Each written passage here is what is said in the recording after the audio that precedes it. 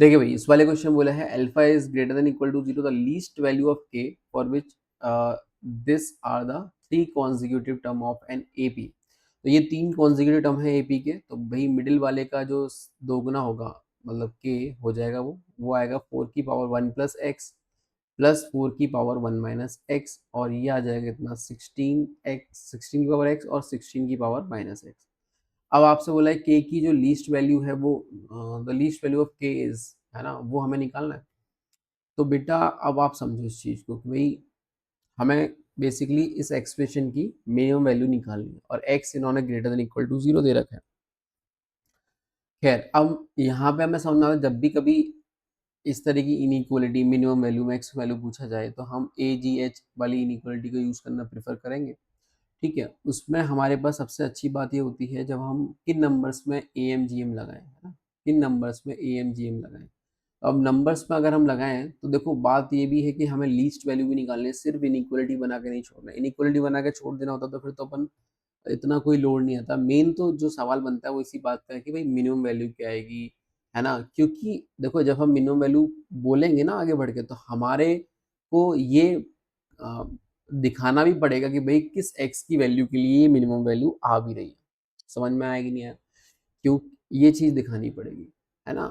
आपने ऐसे लिख दिया कि 8 is greater than equal to 5, तो ये इनइक्वालिटी सही है, क्या दिक्कत है, हमें पता है, बट 8 5 के बराबर तो नहीं होगा। बट जब हम बोलेंगे भाई 8 का मिनिमम वैल्यू क्या आएगा तो हमें बोलना पड़ेगा 8 is greater than equal to 8, तब वहां से हमें दिखेगा हाँ देखो इक्वलिटी होल्ड कर रही है।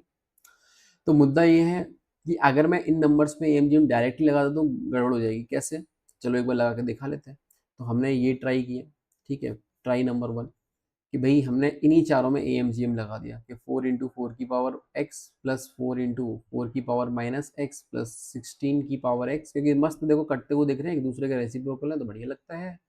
और नीचे कितना 4 किया, this is greater than equal to, ये आ जाएगा 4 इंटू 4 आ जाएगा, और ये सब तो देखो मल्टीप्लाई होकर मस्त कट जाएगा जीएम में ना, तो ये आ जाएगा पावर 4। और बढ़िया से यहाँ पे के बन गया तो K is greater than equal to कितना आ गया, ये आ गया 2 की पावर 4 मतलब 2 तो 8। तो ये इनइक्वालिटी आ गई जो कि सही है, इसमें कोई गलत नहीं है, यहाँ तक कुछ गलत नहीं है।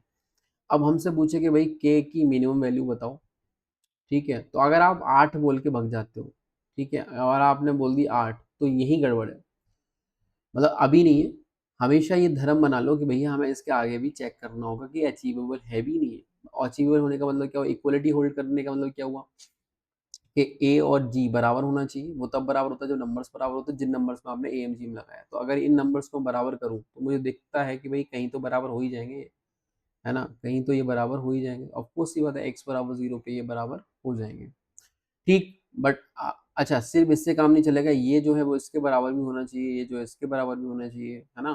तो ये भी एक्स बराबर 0 पे बराबर हो जाएगा, कोई इशू नहीं है। बट इन दोनों को कैसे बराबर करोगे साहेब, इन दोनों को बराबर कर ही नहीं पाओगे आप। ऐसे एक्स बराबर 0 तू यहाँ डालेगा तो ये तो बना देगा 1, और इधर डालोगे एक्स बराबर 0 तो ये बना देगा 4। आई बात समझ, तो ये तो बराबर ही नहीं है।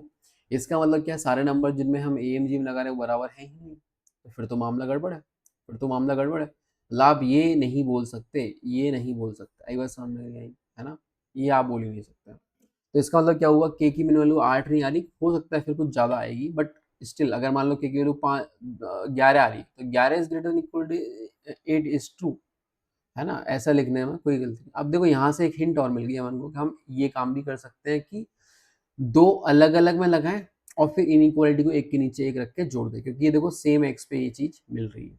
तो मैंने फिर से ए एम जी एम लगाया, है ना, एक बार मैंने इन नंबर्स पे लगाया 4 इंटू 4 की पावर एक्स एंड 4 इंटू 4 की पावर माइनस एक्स पे, तो बेटा ये आ जाएगा 4 इंटू 4 की पावर एक्स प्लस 4 इंटू 4 की power minus x divide by 2, and this is greater than equal to 4 into 4 की पावर 1/2, जो कि हो जाएगा 4। यहाँ से आ जाएगा 4 इंटू 4 की पावर, चलो डायरेक्ट लिख दो, 4 की पावर 1 प्लस एक्स प्लस 4 की power 1 minus x, this is greater than equal to, बेटा हमारे पास आ गया 8। अब मैं आपसे पूछूंगा भाई इक्वलिटी होल्ड का करेगी तो एक्स बराबर 0 पे करेगी, है ना, मतलब ये वाली जो चीज है वो 8 हो सकती है कहाँ, एक्स बराबर 0 पे। ऐसे ही मैंने फिर से इसमें लगाया तो 16 की पावर एक्स प्लस 16 की power minus x is greater than equal to, again ये भी क्या हो जाएगा 2 से बड़ा। और ये भी इक्वलिटी होल्ड का करेगी, सेम जब नंबर बराबर होंगे 0 पे करेगी। अब मैंने इन दोनों इनइक्वालिटी को क्या कर दिया भैया, ऐड कर दिया। ऐड करने से ये सब जुड़ जाएगा और जुड़ते ही वो नंबर किसके बराबर आ जाएगा, के। तो K is greater than equal to कितना आ गया 10। और क्योंकि ये ऐड हम क्यों कर पाए, समझ रहे हो आप बात को, मतलब ऐड तो कर सकते हो बट आप आगे बढ़ के देखो एक चीज बोलने वाले हो कि की मिनिमम वैल्यू इज 10।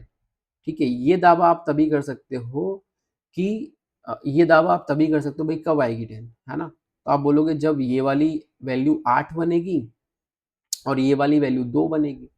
भैया ये 8 कब बनेगी, एक्स बराबर 0 पे, ये कब बनेगी, एक्स बराबर 0 पे, मतलब एक साथ 8 और 2 बन जाएगा। हाँ, तो जुड़ के बोलो 10 आ ही जाएगा। अगर ऐसे ये 0 पे बनना होता, ये 5 बनना होता, तो फिर हम ऐसे करके 10 नहीं बोल सकते। हाँ, इनइक्वालिटी को आप जोड़ सकते हो, कोई इशू नहीं है। तो आंसर कितना आ जाएगा 10।